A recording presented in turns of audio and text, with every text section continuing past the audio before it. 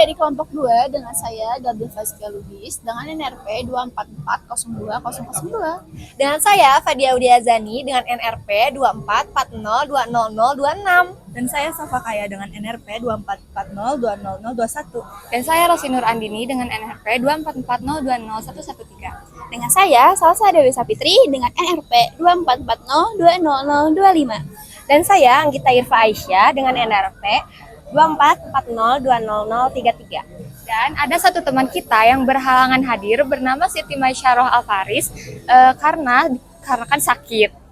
Dan tidak mengurangi rasa semangat kita untuk mewawancara. Nah, kita tuh bakal mewawancarai seorang narasumber di sebuah perusahaan di Kota Bandung loh. Wow, kira-kira siapa ya narasumbernya? Dengar-dengar beliau tuh lulusan dari Universitas Pasundan tau? Oh iya, seru banget keren nih. banget. Kalian harus tonton terus talk show kita dari awal sampai akhir karena selain narasumbernya yang berasal dari Unpas atau Universitas Pasundan, narasumber ini tuh sangat menginspirasi untuk mahasiswa kayak kita semua.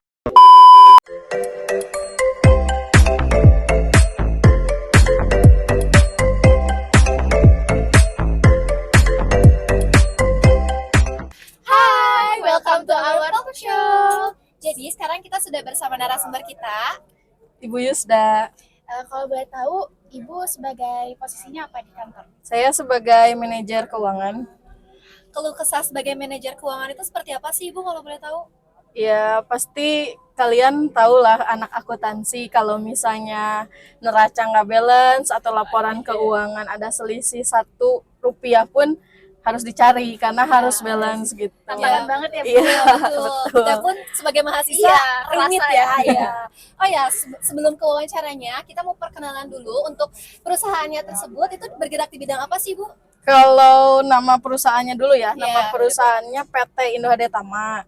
Nah, kalau kami tuh bergerak di bidang kesehatan, lebih tepatnya dari alat-alat kesehatan untuk pasokan alat-alat kesehatan untuk lab dan segala bank darah segala macam di rumah sakit se-Jawa Barat, Yogyakarta, Cirebon, Banten, dan Bogor. Wah, banyak juga ya ternyata. Berarti itu udah termasuk PT tuh besar ya. Kira-kira berapa sih jumlah karyawannya? Untuk karyawannya sendiri belum terlalu besar, masih di bawah 50. Oke. Itu udah kita tuh punya 3 kantor, yang di Bandung 1, Cirebon 1, Jogja 1. Nah, kalau boleh tahu kesan pesan kerja sebagai manajer di PT tersebut apa sih Kak Bu? Saya kan pertama kali, maksudnya gini, saya tuh terbilang cepat ya karena baru awal masuk masa percobaan tuh 3 bulan. Setelah itu diangkat jadi karyawan tetap. Terus dipromosiin lah jadi supervisor finance karena yang lama resign. Nah, tiba-tiba ditunjuk untuk sebagai manajer yang saya tuh gak tahu jadi manajer tuh seperti apa karena belum punya basic atau ya latar belakang sebagai manajer karena ya namanya juga baru fresh graduate gitu ya. Baru kerja 3 tahun, 2 tahun terus tiba-tiba diangkat sebagai manajer ya. Tantangannya kalau menurut saya lumayan karena untuk manajer teh selain mengolah data juga mengolah orang karena saya punya staff. Betul. Karena saya punya staff di cabang 3, di Bandung 6, jadi total 9. Keren. Itu Kakak langsung kerja di sini setelah fresh graduate itu? Ya, saya nyobain daftar ke berbagai perusahaan ya yang keterimanya di sini dan sampai sekarang udah mau 4 tahun. Wih, keren. Ini ya. contoh banget Iya, ya buat contoh kita banget. mahasiswa. Oh ya, fun fact nih kalau kita boleh tahu latar belakang kakaknya dulu fresh graduate-nya dari lulusan mana? Saya sendiri dari lulusan Unpas sama kayak kalian. Dari lulusan Unpas jurusan akuntansi. Tuh, jadi buat kalian yang mau masuk Unpas, jangan ragu-ragu karena lulusannya pun baik-baik, Dan langsung pada menjaminkan kerja juga ya. Insya Allah. Insya Allah ya. Oke, mungkin langsung aja ke pertanyaan. Boleh ya. Boleh Kak Fadia, coba. Oke, di sini ini kita jawabnya santai-santai aja ya Kak. Ini untuk cerita-cerita biasa curcol aja kali ya. Sharing ya, Iya, lebih ke sharing sharing. aja. Gimana sih proses penyusunan rencana tahunan yang dilakukan dan siapa aja yang terlibat nih Kak kira-kira? Untuk proses rencana tahunan tuh kita mengevaluasi ke hasil tahun lalu. dilihat evaluasinya kayak gimana. Kalau misalkan yang buruk-buruknya ya dibenarkan, tapi kalau misalnya yang baik-baiknya ya dipertahankan atau bisa di-up lagi. Untuk yang terlibatnya sendiri ya diantaranya semua karyawan PT Indo HD Tama, terutama manajer, mungkin yang lebih disorot manajer, para manajemen, BOD, dan direktur. Cukup challenging juga ya. Betul, ya. Kalau perusahaannya pernah nggak mengalami kegagalan dalam perencanaan? Terus bagaimana mengatasinya, Bu? Kalau misalnya gagal, pasti salah satu faktor utamanya yang sering terjadi miskom, karena kurangnya koordinasi baik di internal tuh seperti kurang koordinasi antar departemen. Kan kalau di kantoran gitu ada beberapa departemen, Kayak divisi gitu ya? ya divisi, itu sering banget terjadi adanya miskom. Jadi maksudnya apalagi kalau sampai ke pihak eksternal kan lebih bahaya Iya, benar. gitu. Cara mengatasinya kira-kira gimana sih, Bu? Ya lebih memperbaiki lagi gimana komunikasi kita antar departemen lebih intens lagi gitu. Jangan sampai egois mungkin ya Pokoknya disebutnya. kunci utamanya mungkin komunikasi, ya Komunikasi. antara Komunikasi departemen itu ya. Iya, komunikasi. Bagaimana sih caranya perusahaan untuk membagi tugas dan tanggung jawab antar per divisi itu? Kalau membagi tugas sesuai job desk masing-masing yang sesuai sepakat waktu awal akad kita ngelamar pekerjaan. Terus kalau misalnya tanggung jawab ya otomatis pasti setiap karyawan harus tanggung jawab terhadap apa yang mereka kerjakan gitu ya. Nggak lari dari tanggung jawabnya gitu. Kalau di program pelatihan atau pengembangan untuk karyawan ada nggak?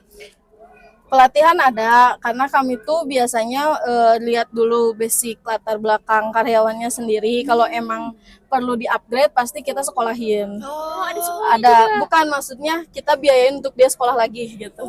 keren Iya.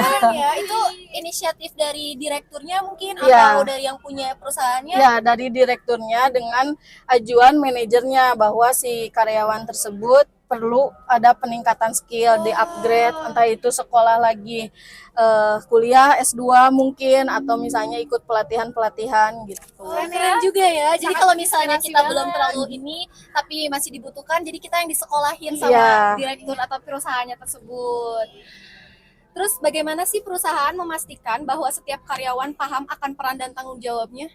Kan Ibu sebagai manajer nih, jadi kayak pasti kenal satu sama lain antara bawahannya atau anggotanya gitu. Kalau misalnya itu mungkin dari mengevaluasi karyawan sendiri, mau itu tiap 1 bulan sekali atau 3 bulan sekali atau 6 bulan sekali. Jika dirasa kayaknya karyawan ini kurang cocok di fashion untuk departemen ini, ya mungkin ada rolling perputaran divisi gitu. Itu udah pasti setiap bulan ada? Kalau evaluasi pasti, di evaluasinya tiap bulan tuh ada yang namanya meeting manager. Jadi manajer tuh ngelaporin semua hasil evaluasi yang bulan lalu ke direktur dan manajemen. Terus nanti suka ditanya kalau misalnya karyawan staffnya tuh gimana gitu ya, apakah bagus apa enggak. Kalau misalnya enggak, ada evaluasian yang mungkin nanti dipertimbangkan apakah di rolling ke divisi lain atau dianya ditingkatkan lagi gitu, di sekolahin atau apa. Oke, baik.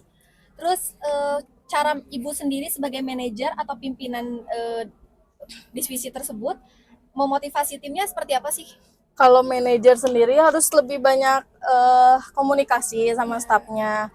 Terus kalau misalnya stafnya kinerjanya baik, dianya harus memberikan feedback biar misalnya si stafnya tuh ngerasa dihargai gitu, kerja dianya tuh gitu.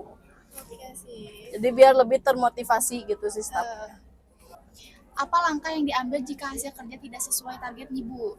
Mengevaluasi apa saja sih indikator-indikator yang penyebab si hasil kerja itu tidak sesuai target. Nah, jika misalnya didapati beberapa indikator, ya dilihat apakah ini indikator ini sangat signifikan jika dihilangkan atau misalnya diganti dalam SK perubahan dan lain sebagainya gitu. Kira-kira dari perusahaan tersebut targetnya tuh target seperti apa? Dalam bentuk seperti apa? Entah nominal atau kinerja kerja. Kalau misalnya target gimana divisi ya? Kalau sales udah pasti dia punya target tersendiri secara nominal. Misalnya tiap orang tuh sales juga berbeda-beda dari targetnya. Dari ada minimal tuh 3,5 miliar satu orang dalam sebulan. Target sales.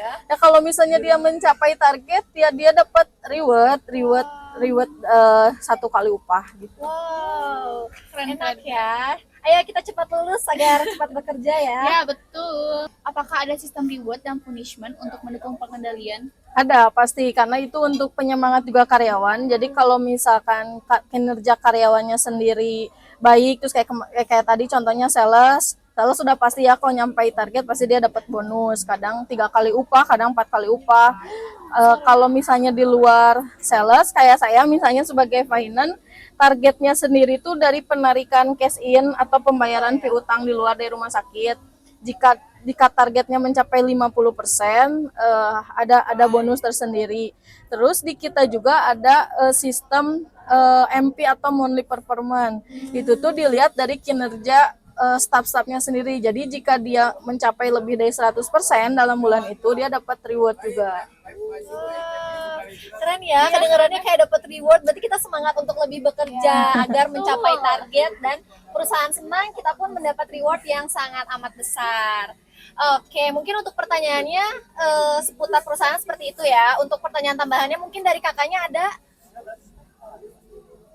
Kakaknya dulu aja deh. Oke, mungkin dari saya untuk pertanyaan tambahan-tambahan di luar dari itu adalah gimana sih peran teknologi dalam mendukung manajemen di perusahaan ini? Kalau peran teknologi sangat peran karena di kami semuanya pakai sistem dari mulai terbitnya SP atau surat pesanan, faktur penjualan, faktur pajak, faktur pembelian dan segala macam itu pasti pakai sistem. Jadi berhubungan dengan teknologi. Begitupun dengan kayak pembayaran gaji, pembayaran supplier, pembayaran lain sebagainya, pembelian material cost itu juga kita pakai sistem dari banknya sendiri, dari MCM, Mandiri dan BJB. Jadi pasti ketergantungan teknologi kok zaman sekarang. Sih udah sangat ini ya, melekat banget teknologi. Apalagi perusahaan saya juga bergerak gak hanya di bidang kesehatan tapi di bidang IT juga. Jadi ada anak perusahaan dari saya itu bergeraknya di bidang IT. Dia joinannya sama PLN. Oh, PLN. Jadi udah cukup besar ya karena udah beranak pinak ibaratnya. Selain di bidang kesehatan, ada juga di bidang IT-nya. Nah, sejauh mana sih keterlibatan karyawan dalam mengambil keputusan perusahaan itu? Untuk karyawannya sendiri nggak begitu signifikan untuk mengambil keputusan karena kan para pemegang keputusan tuh jajaran BOD atau Board of Direction, juga direktur, terus yang mungkin yang lebih ke condongnya mah yang pihak-pihak atas, tapi yang melaporkannya tetap untuk manajernya sendiri per divisi gitu. Oke, jadi kurang terlibat lah ibaratnya karena yang terlibat tuh mungkin jajaran-jajaran Ya, atasnya jajaran gitu. atas. Kalau filosofi kerja yang dipegang pimpinan perusahaan itu apa ya, Bu? Kalau perusahaan lebih mengedepankan kesejahteraan karyawan dan keluarganya. Tapi sejauh ini memegang teguh kita tuh menjauhi dari riba bank. Jadi modal kita tuh pure, nggak ada keterlibatan dari pinjaman dari bank. Jadi pure modal sendiri. Terus ya dari pembayaran piutang segala macam diputarin cash flow-nya, jadi tanpa bantuan pinjaman dari bank. Jadi menghindari riba gitu. Wah, keren sekali ya. Jarang loh ada perusahaan seperti itu Ya. yang tanpa melibatkan Ya, bank benar. sama sekali. Apalagi zaman sekarang Iya, ya. mungkin bank itu hanya untuk perantara pembayaran saja ya, nggak Iya. ada kayak pinjam meminjam Nggak modal ada. dan lain sebagainya. Nah, mungkin itu saja untuk pertanyaan-pertanyaan kita kepada narasumber Ibu Yusda. Mungkin ada yang Mau ditambahin tambahkan atau apa? atau sedikit apa? Udah paling titip pesan saya untuk adik-adik berdua harus giat belajar karena maksudnya emang di dunia kerja tuh nggak sama kayak yang sekarang kalian pelajari tapi sedikitnya kalau misalnya kalian udah punya basicnya, jadi pas kerja sesuai jurusan kalian tuh udah tinggal ngejalanin, udah tahu pos-posnya kayak ngejurnal, ini masuk beban apa, terus pengeluaran apa. Iya ya, gitu. sangat kayak oh ya kita pelajari Tapi sekarang. pada kenyataannya di dunia kerja tuh nggak sesulit kalian ngejurnal manual karena udah tersistem. Jadi kalian tinggal nginput aja, si uang keluar tuh misal untuk dibelikan peralatan, berarti masuk ke beban peralatan. Tinggal diketik aja, nggak usah kalian di jurnal aja, nanti dia otomatis ngejurnal sendiri. Wah, cukup seru sekali ya untuk narasumber kali ini dan pertanyaan-pertanyaan kita. Ya, sangat bermanfaat juga Yes. ya dan menginspirasi kita semua. Semoga yang terinspirasi bukan hanya kita, melainkan yang menonton juga terinspirasi dengan adanya pembicaraan Iya, kayak betul. talkshow kali ini ya. Mungkin segitu aja Iya. untuk talkshow kali ini. Terima kasih nih ya kepada Bu Ibu Yuza. Yusda Sama-sama. telah menyempatkan waktunya Iya. untuk kita wawancarai, dan terima kasih juga kepada PT Indo Hadetama ya telah bersedia meminjam Bu Yusda sebagai narasumber kita dan lebih mengetahui isi dalam perusahaan tersebut. Gitu. Mungkin segitu aja untuk talk show kali ini. See you. Nah, jadi ambil yang baik-baiknya dan buang yang buruk-buruknya untuk kita semua. Apa yang didapat hari ini semoga menjadi pelajaran untuk kita ke depannya. Gimana, seru kan? Seru banget, seru banget. Pokoknya itu wawancara dari kita semua atau sekedar talk show dari kita. Maaf kalau masih agak kurang karena kita juga masih sama-sama belajar ya. Semoga pokoknya talk show ini menjadi inspirasi buat kita semua. See you. Terima kasih teman-teman udah nonton.